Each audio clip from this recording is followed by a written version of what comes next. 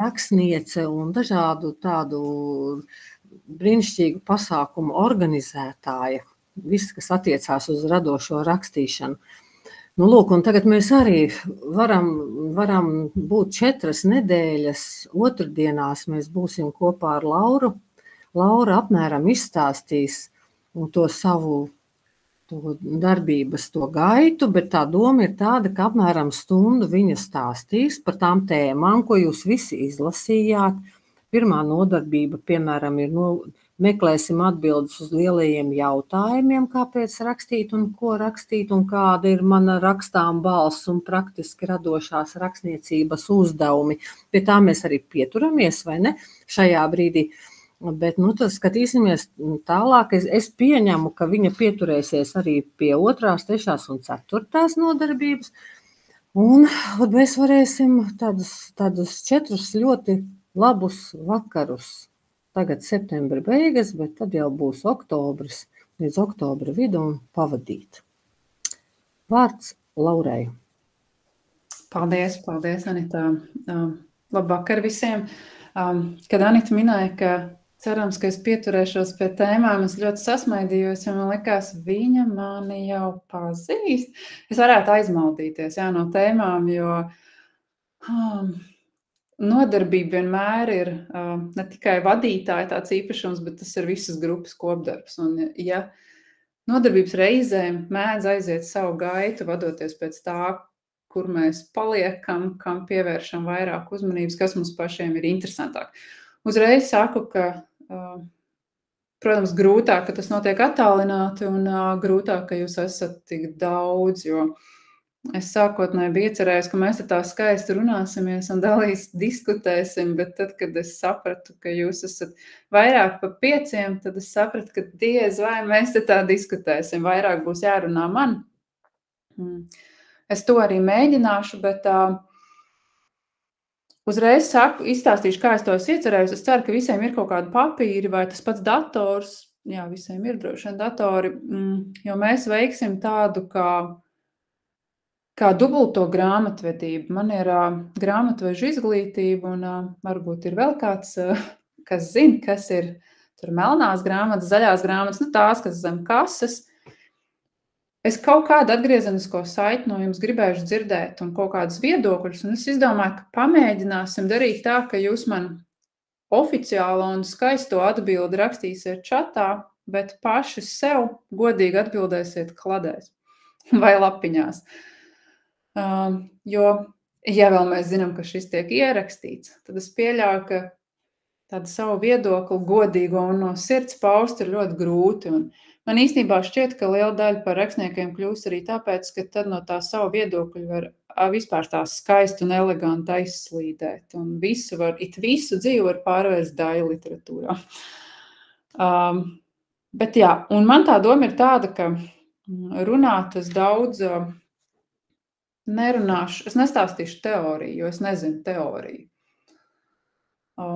Mēs vairāk darbosimies ar praktiskiem uzdevumiem, kas iespējams kāds uzdevums varbūt jau būs darīts. Es nepaskatījos jūs iepriekšējos mācību ierakstus, lai kā paskatītos, liktos, tie jau visu zina, ko tad es tur vairs, un viņiem jau tur Zebris mācīja, un Ivars un visi, un paliktu maza melna iekšējās sajūtās un aiziet mājās. Bet tāpēc es tā neskatījos, domāju, stāstīšu to, ko es zinu, rādīšu, kā es to protu, mēģināšu ar kaut kādiem rakstniecības uzdevumiem vienkārši likt jums strādāt, jo rakstīt var iemācīties tikai rakstot, nav citu variantu. Klausoties manī, jūs noteikti nekļūsiet par rakstniekiem. Jums būs jāņem pildspalva un jāraksta.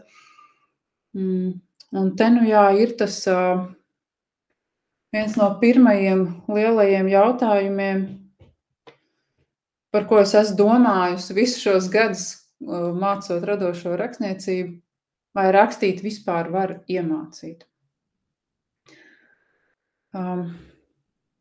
Tā es tagad domāju, kā mēs varētu tā skaisti.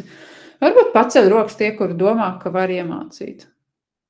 Rociņus var arī celt tur uz ekrānu. Jā, kādam šķiet, ka var. Brīnišķīgi, jā. Redzu, ir. Jā, daži pacēla, bet saku uzreiz, ka tas nav lielākais vairums. Es droši vien arī esmu nonākusi pie līdzīga tā secinājuma, ka var iemācīt, bet to jau visu skolā mācīja.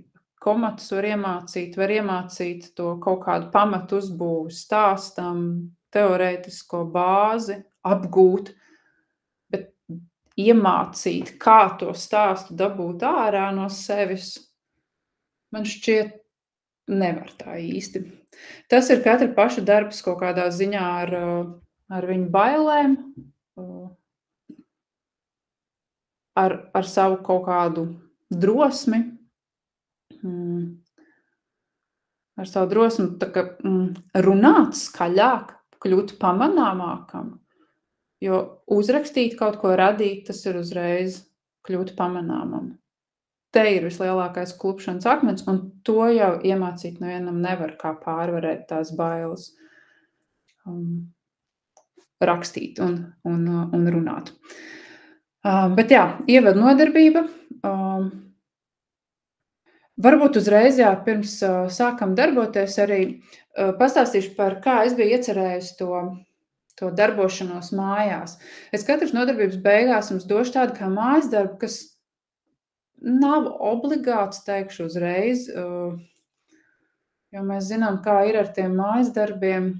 Ja tas, man vispār šķiet, ja rakstīt kļūst par tādu kā obligātu pienākumu, tad tam vairs nebūs ne man to vajag, ne jums to vajag. Tam nav jābūt obligātam pienākumam. Ja vienīgi jums briesmīgi vajag naudu kaut kādā brīdī, bet visādi citādi tas nav nekas obligāts. Tam ir jānāk tad, kad jums gribas to darīt. Tāpēc mājas darbi nebūs obligāti. Mājas darbi vēl noteikti uztveram to kā spēli. Un es vēlāk pašās beigās, kad runāsim, kas tad būs mājas darbā, es ierakstīšu savu e-pastu un sūtot man, jūs varēsiet atstāt arī savu telefonu numuru, jo, ja jūs būsiet daudz, ja jūs visi pāri pa 20 patiešām izpildīsiet mājas darbus, man var pietrūkt laika sniegt atgriezenisko saiti, un tāpēc es to izdarīšu diezgan moderni. Jūs man atstājat telefonu numuru, es jums WhatsAppā balss ziņā ierunāšu vai kaut kā tā, jo laiks ir tik, cik ir nedēļā, un darbi ir tik, cik ir.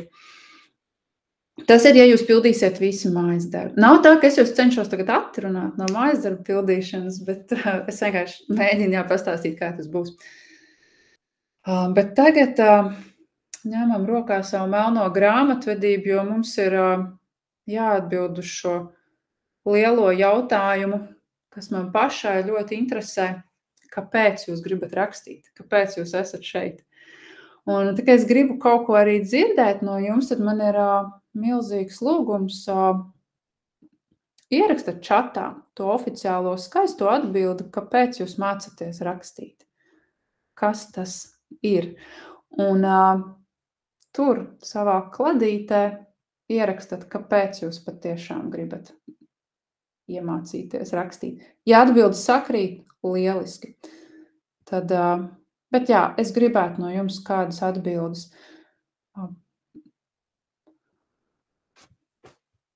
Es uzreiz saku, ja es te kaut kur nozūdu, tad es mocos es esmu pie Zooma pieradus, man tagad ir jāpārslēdas. Kāpēc jūs gribat rakstīt? Kāpēc jums? Jo jūs taču šeit esat, jo jūs gribat rakstīt, ne jau tikai paskatīties uz mani. Vai es pamanīju, ka ir daži paziņas, jā, jūs taču arī gribat rakstīt, nevis sasveicināties ar mani. Kas ir tas, jā, ko jūs gribat tajā rakstniecībā panākt, vai kas jūs gribat? Jā, kāpēc? Paldies tiem, kas jau atbildes.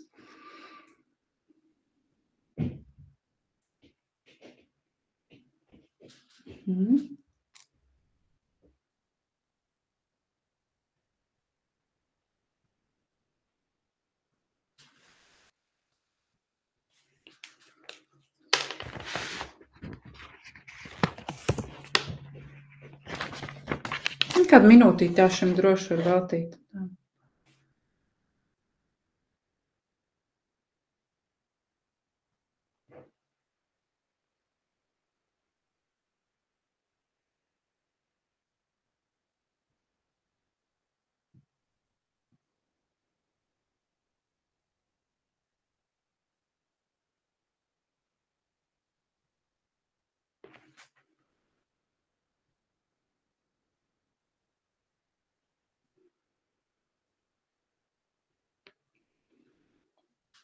Jā, man patīk, ka dažiem jums atbildēs parādās arī tas, ka tomēr tas ir mērķēts citiem.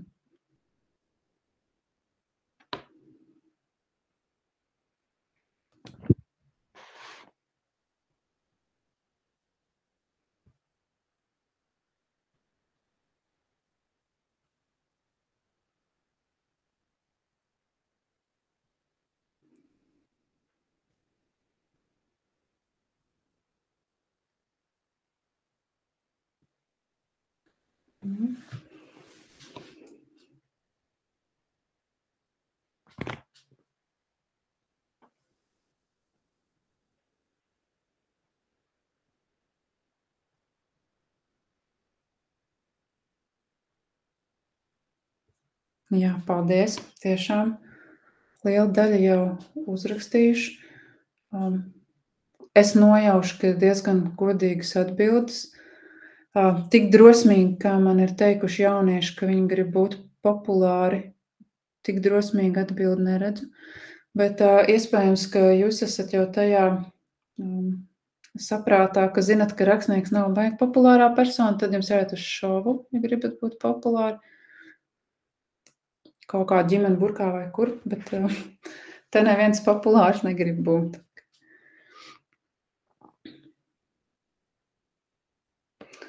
Bet jā, tās... Tātad jūs jau droši vien arī sekojat līdz čatam, man liekas, baigi forši, ka tā lielākā daļa no jums, man liekas, jūt, ka ir pa daudz tur iekšā. Un tieši šodien bija skrundā, tikos ar lasītājiem un stāstīja, ka tas ir iemesls arī, kāpēc sāk rakstīt es.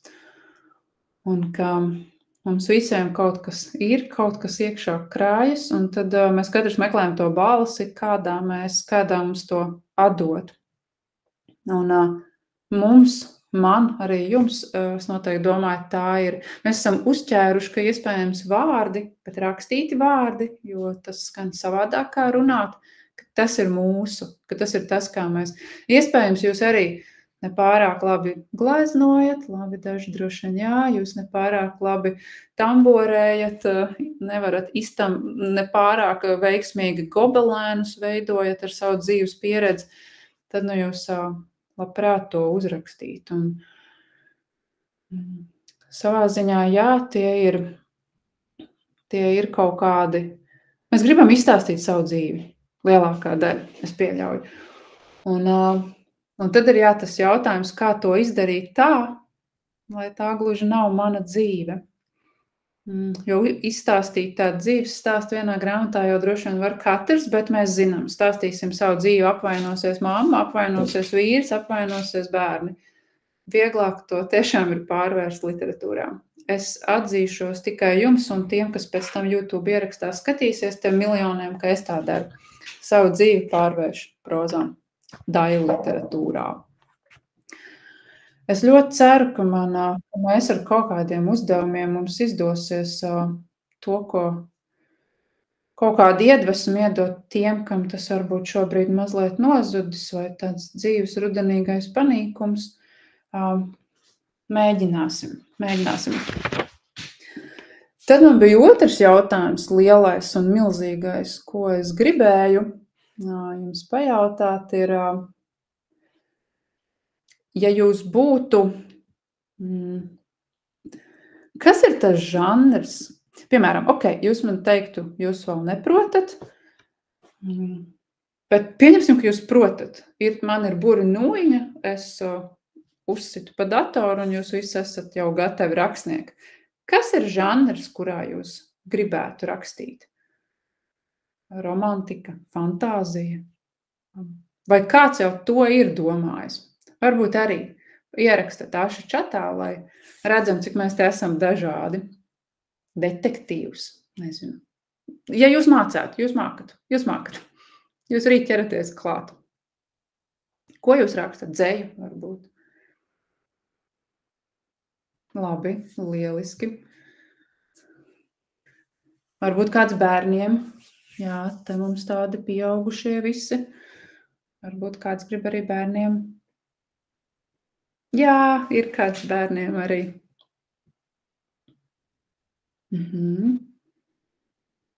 Jā. Kamēr jūs rakstat, viena lieta, ko jūs jau droši vien zinat, to, ko jūs gribat rakstīt, to arī lasat. Nu, tā, ka kaudzēm. Gribat rakstīt bērniem, lasat bērnu grāmatas. Gribat stāstu, ņemat stāstu. Gribat dzeju, lasat dzeju. Tā ir vislabākā skola patiesībā, jo uztverot to citu autoru ritmu, kaut kādu to stāsta, piemēram, sastāvu, to principā es domāju, ka mēs visi jau kaut kādā ziņā viens otru kopējam, kaut kādu piešķiram savu balsi, bet tādus pamatu principus jau mēs aizņemamies viens no otra. Un lasīšana noteikti ir viena no vislabākajām skolām, lai kļūtu par rakstniekiem. Tīri uzķert to, kam pēc kā ir jāsako, kāda ir tā uzbūve. Piemēram, man neiet ar esejām, es tagad lasu esejas, man ir jāuzraksta eseja. Es esmu pieķēris arī, ka lasu dzeju, mani teksti uzreiz kļūst poētiskāki. Tas ir kaut kā pārņemās tā otra, kaut kāda tā noskaņa. Jā, epifānijas, lieliski, tas ir grūti noķert mazu mirkli un skaisti aprakstīt, jā. Priecīgi, ļoti dažādi jūs esat, jā. Jā, un tā arī jābūt. Mēs taču zinām, ka cik dažādi mēs esam lasītāji. Fantastiski, labi. Šo piefiksējat arī paši kaut kur sev. Šis būs svarīgi vēlāk. Bišķiņ, ko tad jūs te uzrakstījāt? Tā, atvēršu savu lielo. Vispār es sākotnēji biju iecerējusies, kad es teicu, ka jūs būsiet 5, es biju iecerējusi, ka mēs tiešām iepazīsimies un parunāsim, bet to mēs nedarīsim.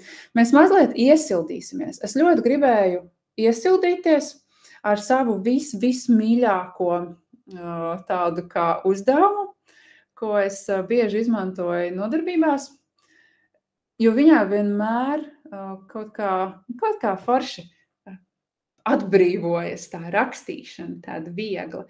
Ja kāds to jau ir darījis, nekas, kā jūs minēju, ne kāda milzīga oriģinalitāte, es jūs nepārsteigšu, tie uzdevumi jau pasaulē ir. Es ceru, ka visiem ir, kur rakstīt. Tūlīt stāstu, ko mēs darīsim. Mēs iesildīsimies ar vēstuli, kam mēs varētu uzrakstīt vēstuli. To jūs izvēlaties paši, draudzenei, mammai, ar ko nu jums būtu, kam jūs gribētu izstāstīt, kā jums vakar gāja. Vienkārši, kāda bija vakardiena. Ja kādam vakardienā pilnīgs melnais caurums, vakar nebija sestdiena, ne, bet mazums, raksts pa šodienu, saprot, ja nav galīgi ko rakstīt, ja pilnīgi neizgāja no mājas. Bet, lai gan mājā arī traki daudz kas notiek. Jūs rakstīsiet vēstuli, laiks man nav tāds īsti, tam padomāju, skatīšos pēc tā, kā es jūtos. Jūs rakstat vēstuli, tātad čau mammu, vakar, pamodos agri, atvilku savus rozā aizkariņus mājā, pilnīgi brīvi, tā kā jums tas ir. Bet ko darīšu es? Es ik pa laikam pateikšu jums vārdu vai vārdu savienojumu, ko jūs ietverat vēstulē. Es nezinu, vai kāds jau šo ir darījis, bet, piemēram, jūs rakstat, es pasaku, ābols, un jums uzreiz šis ābols ir zibenīgi jāiekļauj tekstā un jāturpina rakstīt. Iekodīšos ābolā, vienalga. Tā tagad turpinu, sakošļāju. Protams, tas nebūs vārds ābols, negatavojoties jau, bet tie būs tie traucējošie vārdiņi, kas mazliet smadzenēm. Tad jūs esat skaistā plūsmā, jūs rakstat to, ko jūs domājat, un te pēkšņi ir kāds traucēklis. Tas ir līdzīgi kā, mammas droši vien zina, ka jūs kaut ko darat, un tad ir māmu, es gribu ēst, māmu, vai, vīram pēkšņi vajag, kur tu noliki krūzītes, kur stāv mājās pēkšņi, vai vienalga. Ir šie mazie traucēkļi, vai tur kaimiņš sāk urpties, vai kas izsit no šī rakstīšanas ritma. Tā šoreiz būšu es un mazie vārdiņi. Bet tagad sagatavojoties, rakstat vēstuli kādam no jums tuvam cilvēkam un gaidat manus traucējošos vārdiņus. 3, 2, 1. Aiziet!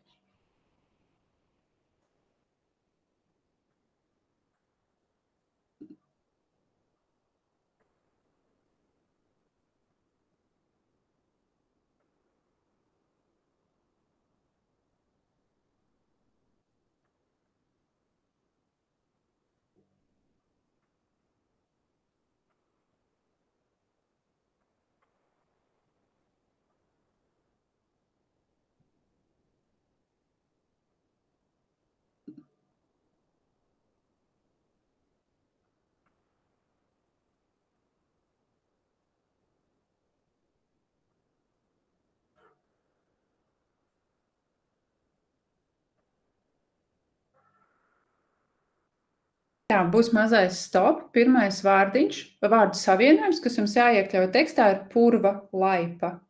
Jūs drīkstat viņu locīt, es nepieminēju. Tātad purva laipā, uz purva laipas, bet purva laipa iekļaujam tekstā.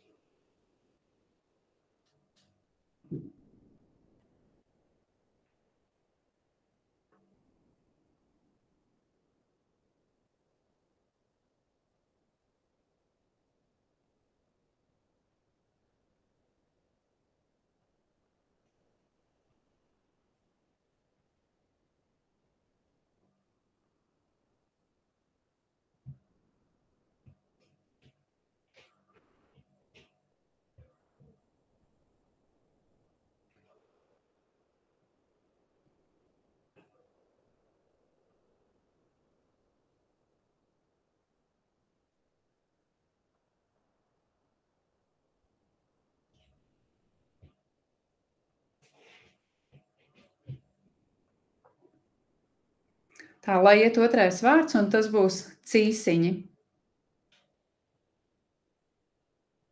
Vai cīsiņš?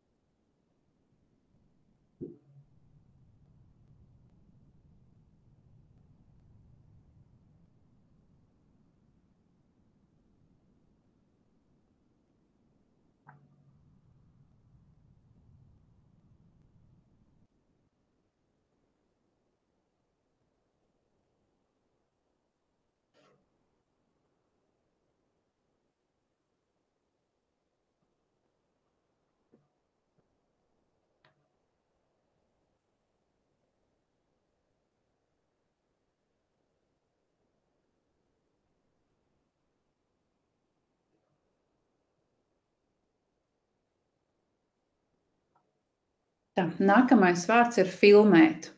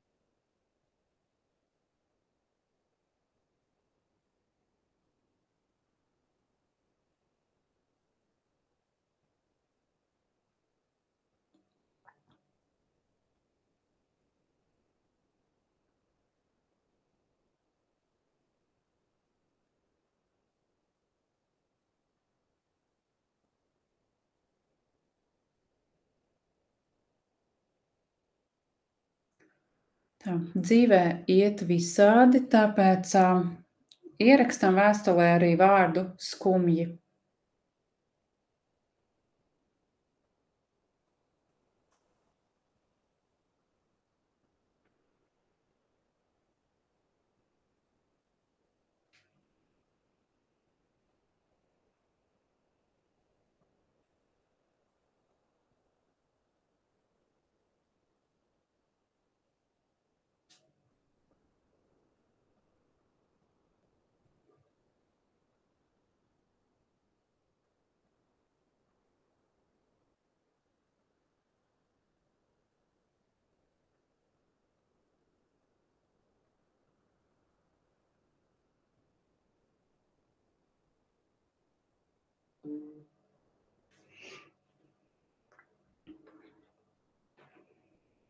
Tad vēl noteikti pieminam vārdu savienojumu saules dūriens.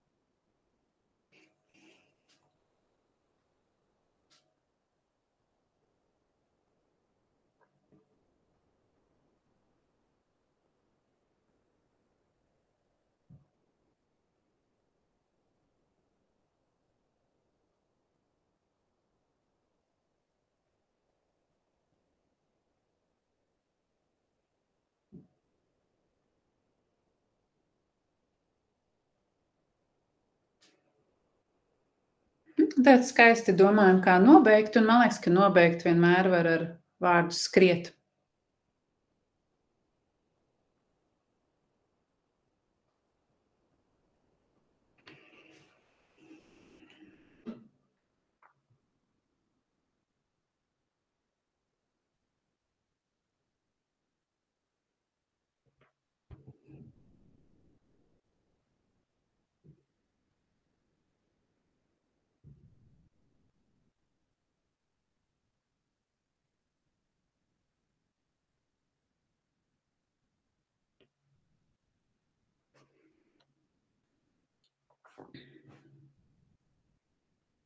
Tā, pagaidīšu, kad lielākā daļa no jums paceļ savus skatienus saules dūrienu pilnos.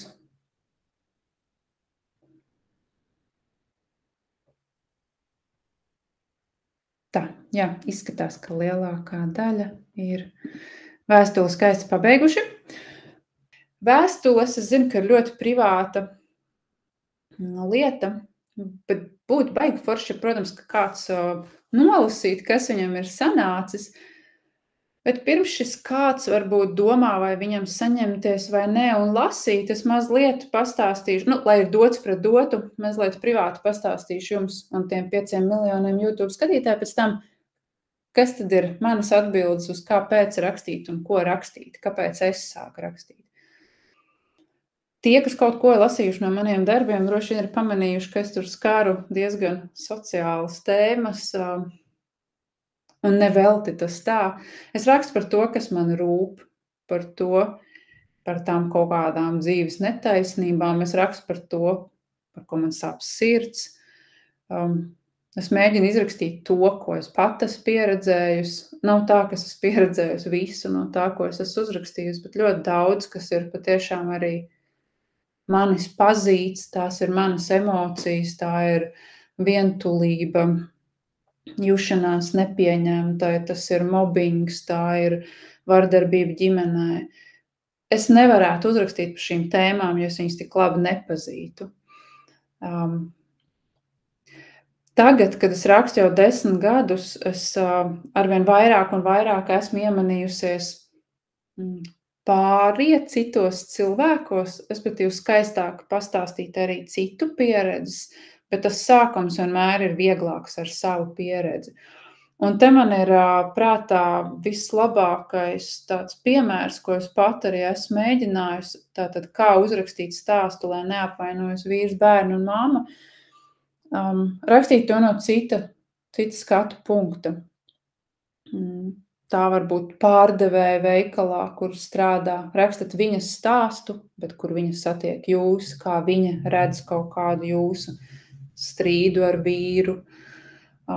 Tas ir jebkurš, tas var būt jūsu terapeitas skatu punkts, tas var būt vīra skatu punkts. Mainīt tos personāžus. Jūs vairs neesat jūs izstāstat savu stāstu, kā to no malas redz citi. Tas ir bijis visvieglākais manā, kā es to sāku trenēt. Pēc tam, jo rakstīšana ir, tā ir tāpat tālēkšana, tas ir tas pats, tāpat cepuma cepšana, jo to vairāk dari, jo tas paliek arvien vieglāk un vieglāk. Notiek pat tik traki, ka kaut kādā brīdī jau paliek garlaicīgi, jo ja ir uzķerts tas, kā reizēm zūd šī iedvesma. Zūd šī iedvesma, jo liekas, pēc, es jau esmu uzrakstījusi 10 stāstus, priekš kam 11 vēl pasaulē. Un man tāpat kā es pieļauju, jums lielai daļai, kas šaubās, arī varbūt ir šis te jautājums, kāpēc man rakstīt, Man tā bija ar dzeju, starp citu, mācījos dzejas meistaru klasēs Literārajā akadēmijā, un kaut kā sagadījās, ka izlasīju Vīzmas Belševicas dzejas krājumu, un domāju, priekš kam vēl kādam pasaulē jāraksta dzeju, kur nu man vēl? Viss jau ir pateikts, tik skaisti. Ka citreiz uznāk šis liekas, kāpēc vēl? Bet tad es vienmēr atceros, un es domāju, ka arī lielai daļai no jums šis ir aktuāli. Paskaitat, cik jūs grāmatas izlasat. Es lasu mega daudz. Un ko es darītu, ja tie rakstnieki pēkšņi teikt, priekš kā man rakstīt, viss jau ir pateikts. Nav vēl, nav. Lai viņi raksta, man vajag daudz. Un tieši tāpēc es iedrošinātu arī jūs, ka pat ja jums liekas, ka Latvijā katrs otrais cilvēks jau raksta, un ko tad es? Viņiem nav jūsu balss. Viņiem nav jūsu rakstām balss. Un es domāju, ka ja mēs tagad mēģinātu kaut kādu sacensību, iet uz sacensībām, kurš labāk, kurš savādāk izstāstīt Ievas un Ādama stāstu, tie būtu 30 dažādi stāsti. Mums katram ir tā savu balss, un tas arī ir iemesls, kāpēc vispār rakstīt. Tāpēc, ka man jau neinteresē, ka Juris aprecē Lāsmu. Man interesē, kā Irēna to man pastāstīs, kā viņi to redz. Tas ir tas interesantais. Tos stāstus, ko es uzrakstīju, es varat arī izstāstīt jebkurš no jums, bet manās grāmatās viņi ir manā balsī. Ļoti svarīgi ir atrast to savu rakstām balsi un pie viņas arī palikt. Man pēdējā laikā ir pieredze daudz klejot pa ārzemēm, kuras arvien vairāk iepazīst ne tikai, kas, piemēram, Latvijā ir populārs, bet arī kā raksta ārzemēs, kas ir pieprasīts ārzemēs. Un es pirms kādu gada biju uz tādu sliekšņu, kur es gandrīz pazaudēju savu rakstām balsi, redzot, ka vajag rakstīt tā, vajag tā, nav tāda vajag. Vajag rakstīt jūsu balsī. Tas būs tas unikālais un tas būs tas vajadzīgais. Jūs varat stāstīt kaut vai par to, kā krīt kastaņi, bet viens izstāstīs, ka bāc kastaņas man maita pa galvu iemauca, viens stāstīs ap žēliņu, cik skaisti, cits tur ies viņus spārdīs, kādam viņi ir pilns pagalms un jau izbesījuši. Tas ir tas unikālais tajā kastaņu krišanā un visā. Tieši tas, kā jūs to izstāstat. Tāpēc, nekad neļaujiet kādam gudram skolotājam, kā šobrīd es te tēloju, atņemt jums jūsu balsi. Tā ir jums ļoti vajadzīga. Ir kāds, kas mums var palasīt savu vēstuli? Bet mēs sapratīsim arī, protams, ka nē, bet varbūt, ka kādam baigi forši sanāca un ir drosme. Jā, Liena mums izlasīs. Paldies, Liena. Paldies. Es sajūtu tādu lojalitāti, jo es pat esmu arī dažkārt pasniedzējis kurpēs, un tad ir briesmīgi, ka neviens nepiesakās. Tā kā es nepretendēju te uz baigo mākslu, bet es ceru, ka man mikrofons normāli strādā. Ir labi. Nu, lūk. Tā ir vēstule draudziņām. Tas draudziņš tāds abstrakts iedziens, jo mēs ģimenē saucam viens otru reizēm pa draudziņiem. Mani mamma kādreiz bērnībā sauc par draudziņu, tā kā tas ir tāds kaut kas plašāks kādam tuvam cilvēkam, bet nav specifiski. Čau, draudziņi! Man vakar bija liels gandarījums no rīta atkal saņemties un aiziet uz gauju. Es gatavojos peldēt visu ziemu, ja galīgi neesmu savs ūdens, tad sāku audzēt izturību. Pagaidām vēl viss lieliski, saule spīd, ūdens ir vēss, bet stindzinošs. Varu kārtīgas minūtes 7 ar seju pret uzlicošo sauli, lēnītēm elpot un sajust, kā temperatūra tur ārā izlīdzinās ar temperatūru tur iekšā. Jāķer, kamēr var. Kad aizsāls būtu vajadzīga tāda kā purva laipa, lai pāri klauslējam ledum un vižņiem nonāktu pieklājīgā dziļumā, nesagriežot kājas. Diemžēl laipas man nav, tāpēc tiklīdz sāk aizsalt, mana roņu sezona beigsies. Vai tu esi redzējis, kādas ir ziemas peldētāju drēbes? Viens otrs ierodās upes malā kā cīsiņš mīklā, satinies kaudzē pūkainu drēbīšu. Es tā nespēju. tad būtu neiespējami no pūkainā siltuma doties tajā stindzinošajā ūdenī. Tā vietā es uzvelku tikai halātu, ko fiksi vēl skrējienā nometu uz soli un pa taisnā dodos ūdenī. Ja to kāds filmētu, izskatītos, ka man augsti nav vispār. Bet es salstu uz iekšu un drabuļus izelpoju, iegremdējoties līdz kaklam, jau elpoju mieklīgi un klausos kā apklusdomas. Tur ir kaut kāds bardaks, nav komata. Man šis ļoti palīdz pret depresīvām skumjām. Kad es vēl dzēru antidepresantus, man reizēm šķita, ka rīta peldas man palīdz daudz labāk. Tagad, kad depresija ir garām, es sajūtos daudz laimīgāka, sajust katras peldas ietekmi. Un tā man vairs nav avārijas glābē līdzeklis. Šodien smaidīgi aizsēdējos upē un pēcāk domāju, ja nebūtu jau vēss rudens, pat saules dūrienu varētu dabūt. Labi, man jāskrien tālāk, bet vēlāk rakstīšu vēl, lai tev saulaina diena. Nu, tā kaut kā. Ļoti skaisti. Man sagribējās peldēt. Patiešām. Un mazliet tiešām priecīga par to, ka es to daru. Jā, jā, mazliet apskaudu, ka jums tur Gauja tuvumā. Man ir Daugava, bet Daugavā ir tik daudz zilāļģu vai zaļāļģu, ka es nezinu. Tur jā. Es citreiz ielienu, bet tad uzreiz mājās uz dušajām. Tā ir Rīga, jā. Kurš tad zem tiltiem pelda, bet es peldu. Ir vēl kāds? Vai šis ir tas variants, kā man pēc Vizmas Belšeicas, ka ja ir tik skaisti, tad ko tad es lasīšu? Tad ir, nē. Ieva, paldies! Es rakstu vēstuli, kas ir tā kā, jau mirušajai māsīcai. Bet agrāk mēs bieži pasarakstījāmies. Lūk. Čau, Liene, pastāstīšu, kā man vakar izgāja. Gribēju cept krāsnī kartupeļus. Mēģināju iekurināt plīti. Tieši nu pat man iztīrīs kursteni, un es domāju, viss būs ok. Bet nekā, domāju kā traks. Jūtos kā purvā bez purva laipas. Izmēģinājos visādi, attaisīju logu durvis vaļā, nekā. Vai tiešām šodien atkal jāēd cīsiņi? Apnikuši. Es gribēju krāsnī ceptus kartupeļus. Bet domā un nekas necepās. Ja kāds to visu būtu filmējis, sanāktu īsti šausmu filmu. Tad atbrauc mājās vīrs un izvilka degošās pagals no plīts iemeta tās ūdenī. Skumji, bet tā nu tas bija. No domas par krāsnī ceptiem kartupeļiem nācās atvadīties. Bet ko lai ēd pusdienās? No dūmiem mums abiem bija dula galva, it kā būtu ķērs saules dūrens. Nu neko, nācās uzsildīt makaronus. Negribējās jau skriet uz pilsētu pēc picas. Nu labi, tā nu man vakar izgāja. Nu tad tiksimies citreiz. Lieliski. Ļoti sievišķīga par ēst gatavošanu man likās uzreiz. Jā, tas ir sieviešu stāsts. Tā ir ar mums. Lieliski, paldies. Pagaidīsim vēl trešo. Labi? Super, Baiba, paldies. Ja 3 taisnības.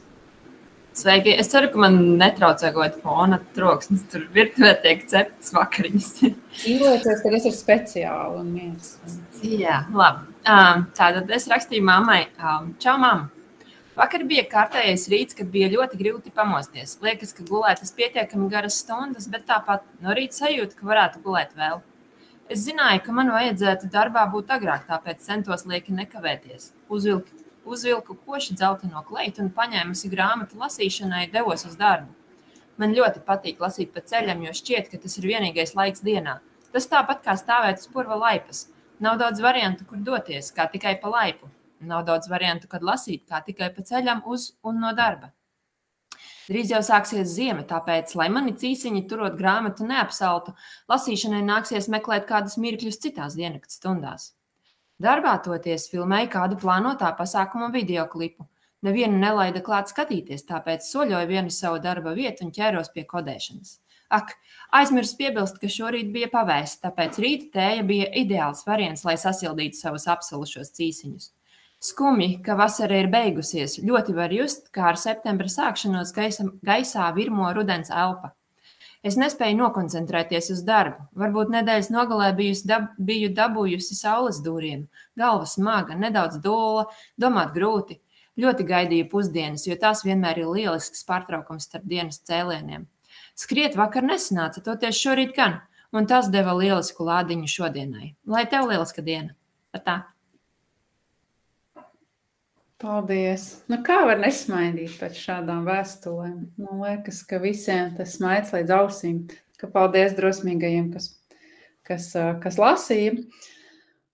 Es nerakstīju, tāpēc es nelasīšu. Es izmantoju šo kā slinkošanu un neko nerakstu. Tā, tagad es domāju, kā jums man šķiet, ka būtu īstais laiks. Mazliet iesāksim to, kas būs mājās. Vai jūs zinat, tā ir spēle, kā es radošo rakstniecību mācu bērniem. Es izdomāju, kā mēs viņu arī uzspēlēsim šeit. Vai jūs zinat to spēli, kur parasti klases vakaros spēlēja, kur bija lapiņas, bija jāraksta kas, ar ko darīja, un tad tur locīja ciet un deva apkārt. Tūlīt pamēģināsim, kā sapratīsiet, tūlīt, kāpēc. Jums būs uzdevums, mēs viņu paspēlēsim, bet jūs spēlēsiet paši ar sevi. Jūs savā iztēlē, jo visi jau nojauši, ka rakstniekiem ir fantastiski iztēle. Jūs savā iztēlē iztēlojaties to tur blakus draugu, ar ko jūs spēlējat, un mēģinām pierakstīt. Tas būs tāds saīsinātais variants. Tātad pirmais, ko rakstam, ir lietvārds, dzīve, nedzīve būtne, atbild uz jautājumu, kas. Spainis, matu, gumija, lelle, vienalga kas. Pirmais, kas iešaujas prātā, kas. Un pierakstat, kaut kur sev piefiksējat un iztēlē aizlokat lapiņu, padodat tālāk. Pavisam bērnišķīgi, nav nekā nepareizi, tā nebūs. Otrs, ko rakstam, kad esam saņēmuši draudziņu lapiņu, rakstam ar ko? Atkal ar, es tiešām ceru, ka visi zin šo spēli, ar ābolu, ar logu, ar ibumetīnu, vienalga. Atkal piefiksējam šo domu. Tā, kā jau teicu, saīsinātais variants. Online versija, paldies. Man tagad jāatzīstas, ka man ir 40 gadi un ļoti slikti orientējos online versijās. Bet paldies, šo es iekopēšu. Čatā iemeta, jā, Luīza, paldies, ka ir online versija. Lieliski, kādā reizē tad uzspēlēsim online. Tā, kas ar ko pierakstījām? Ko dara? Ko dara? Vai ko darīja? Kam labāk patīk pagātne, ko darīja. Skrēja, rēja, dzenāja. Tā, tad mums ir, ko dara, lokam lapiņu ciet un mainamies un rakstam pēdējo, mums būs tiešām īsais variants, kur tas viss notika. Nu, es tūlīt čatā ierakstīšu, kā tam būtu jāizskatās, piemēram.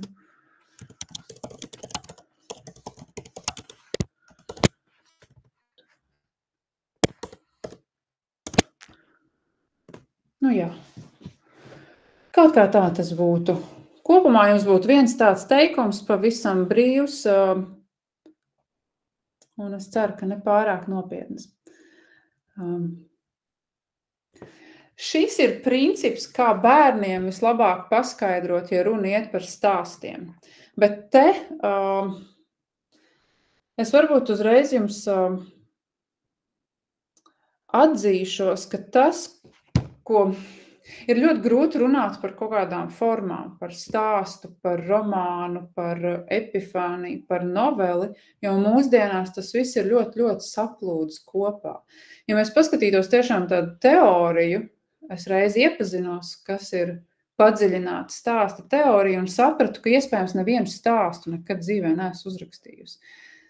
Tas, ko mēs rakstam, un es domāju, ka pie tā arī paliekam, ir prozas teksti. Tie ir vienkārši teksti, kurus kāds lasa, kas kādam ir vajadzīgi, kas mums pašiem vajadzīgi. Bet tie rāmji, viņi uzliek uzreiz ļoti daudz noteikumus. Un arī, vai jums kaut ko mainīt, ja es teiktu, manā stāstu krājumā pirmajā tur neviens nav stāsts īsts pēc definīcijas. Diez vai jūs kāds, piemēram, šobrīd lasa un teikt, nē, tad es nelasīšu un prom. Nē, tas neko nemaina. Kad tie ir teksti, tie ir mani teksti, tie ir mani stāsti, nepieturamies varbūt tik daudz pie teorijas, un es, cik saprotu, jums iepriekšējos gadus tie, kas ir piedalījušies, tad teorija varbūt ir jau samācīta. Es teorijas jaucu nost, tā ir mana pieeja, un man tā ir vieglāk izstāstīt to, ko es gribu teikt. Un lūk, šī spēle, šo droši var spēlēt ar bērniem, tiem, kas arī strādā vai paši ar sevi, vislabāk parāda, visvieglāk, kā tiek būvēts stāsts, kā tiek būvēts sižets. Tātad kaut kas ar kaut ko dara kaut kur. Pasaule ir pilna ar šādiem notikumiem. Ja mēs atvērtu, pirms darba paskatāmies ziņas, mēs uzzinātu daudzus, kas ar ko, Evikas Siliņā ar Krišānu Kariņu ēda spageti, kur Hesburgerī. Visu laiku kaut kas notiek. Rakstnieki, tā ir auglīgā vide rakstniekam. Arī jums katru rītu kaut kas notiek, katru dienu kaut kas notiek, tad tur būtu es ar Ezīti tamborēju Ņujorkā. Mēs pieķeramies pie šiem sīkumiņiem, tas tad arī ir tas, uz kā visbiežāk tiek būvēts stāsts, tiek būvēts romāns, tiek rakstīta dzeja. Dzejā būtu varbūt vairāk, kā tas Ezīts jutās un kā tur tamboradats slīdēja pāri debesu skrāpjiem, bet, domu jūs sapratāt. Prāts noķer vienu domu, un mēs to apaudzējam ar šo te savu rakstām balsi un izstāstam. Mēs viņu tā kā paplašinām, mēs sākam domāt, kāda bija tā vārna, rozā varbūt, kāds bija Ezīts, tur, zils, soniks, ko viņi tamborēja, kāda tā Ņujorka bija. Mēs paplašinām to visu, un tad jau sākam būvēt stāstu, kas tur vēl ienāca, kāds bija laikapstāklis, un kas tur galu galā, vai viņi palika laimīgi kopā līdz mūža galam vai nē. Kāds, kam vairāk cieņā detektīvs, tas tur var būt Ezīti, kāds ievilka vārtrūmē, un vārna pēc tam devās to izmeklēt. Kādam ir romantika, viņi tur sāk attiecības. Mēs spēlējamies. Rakstīšanai nav jābūt tādai, man liekas, mega nopietnai. Tā ir spēlēšanās ar notikumu. Protams, tēmas, jūs saprotat, tēma jau ir dziļa, bet nav jāuzliek šis, man vajadzētu rakstīt tā, kā stāstam jābūt. Jūs rakstat, saglabājuši savu rakstām balsi, un jūs veidojat stāstu, savu stāstu.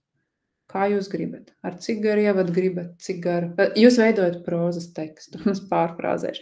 Bet labi, mājās tātad, šis, ko jūs uzrakstījāt, kas jums sanāca spēlē ar draudziņu, jūs no tā tad arī kaut ko radat.